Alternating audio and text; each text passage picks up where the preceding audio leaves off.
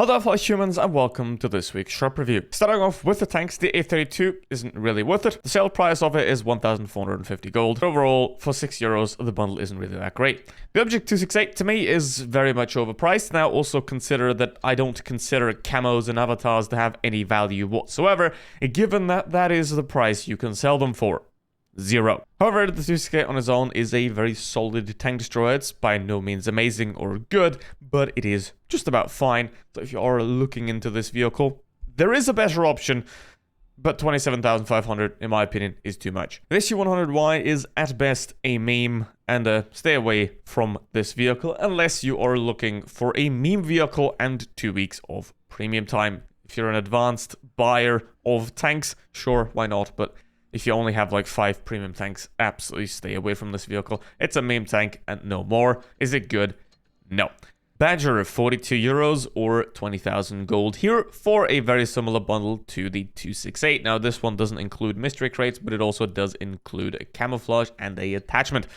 But this vehicle overall, it's sort of easier to play than the 268 because it does have better armor. The gun is also better, but obviously the mobility is very bad. So this vehicle, for the price, for the performance that you're getting, is the better deal.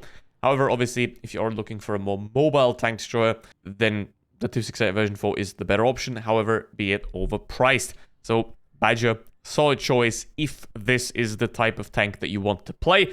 If you already have a T123 or an Object 268 that you play really well, then this can be an addition to your garage. However, never buy tier 10 collector vehicles if you haven't played similar vehicles before that. Always know that you can play them before you buy them. Now, the Skoda and the Centurion are both quite decent vehicles, and the Centurion is even very good because it has great turret armor, good DPM, only 190 alpha damage, which is its only real big downside, 10 degrees of gun depression, very solid mobility and good armor as well. So this is a vehicle that I think is worth picking up. The Skoda is quite a bit harder to play, not as good DPM, has a 3-shot autoloader with 220 alpha damage, no armor really, 8 degrees of gun depression, and good mobility. Now, are they worth picking up if you're already experienced medium tank player? Absolutely. If you're new to the game, definitely not. You're way better off with heavy tanks in that regard. The prices on their own, 7.5k, aren't really that ideal, but it is definitely solid picking up the Centurion. This is one of the better tier 8 medium tanks in the game, and I can highly recommend this vehicle.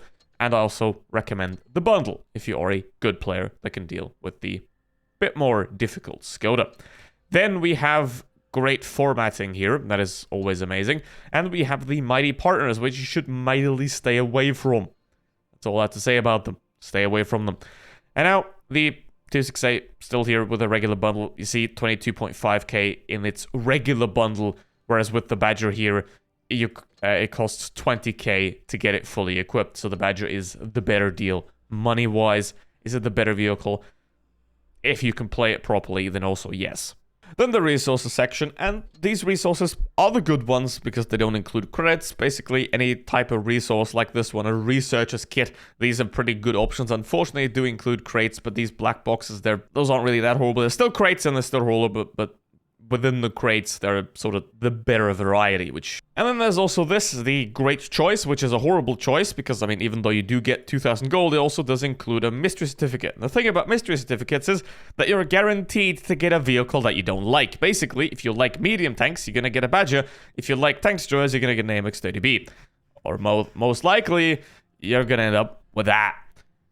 So don't buy mystery certificates. You're going to end up with tanks that you don't want, for the most part.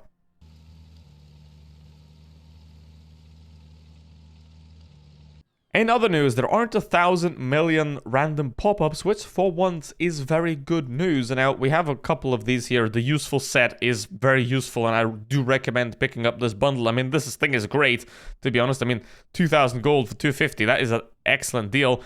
These boxes, they're pretty solid as well most of the time. There is better options, but these are solid gold boxes if you need gold. Then there is this unprogrammed future event currently ongoing where you can get the Panther. You can't sell this vehicle for gold because it's a premium vehicle, but if you need credits, this is a very nice pickup. And the event in total, if you are grinding a new line, tank research certificates that unfortunately are time limited, which is a very big shame. So if you are currently grinding a tech tree, you can get them. Otherwise, unfortunately, they will be relatively useless to you, and you just pick up these ×3s to grind a bit faster. So if you are in the progress of grinding a tech tree right now, this can be a very nice addition. And on top of that, you can collect pointless collectibles that you can most of the time sell for gold or credits. So look in your inventory once you collect these and sell them, and you can get a couple of extra goodies.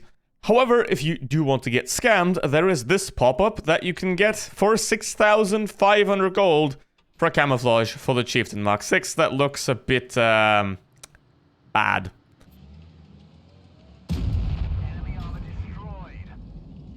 There we go with this week's feature tank, and the one that is most worth it, the Centurion 5-1. Now, the problem with a lot of tier 8 medium tanks is that they either have no armor or crappy penetration. This thing does solve both of those problems. It does have very good turret armor and have decent penetration as well. The only downside is that, first of all, this team is ass.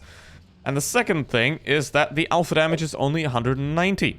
Well, the enemy team is also ass. That is wonderful. So, essentially, going city is a very bad idea and should be avoided at all costs. But a lot of people do it anyway because reasons. Which is special for me, because I know the players that go city are worse players that don't. So, let's see what we can achieve here. Obviously, all that crossfire damage is very, very tasty here. And I will also be able to move off here. Now, the problem in this case is we do have one AFK medium tank, which is very bad. And they also have 2 campers up here. And our T-26 decided to just push in YOLO and die, which makes this game somewhat unwinnable.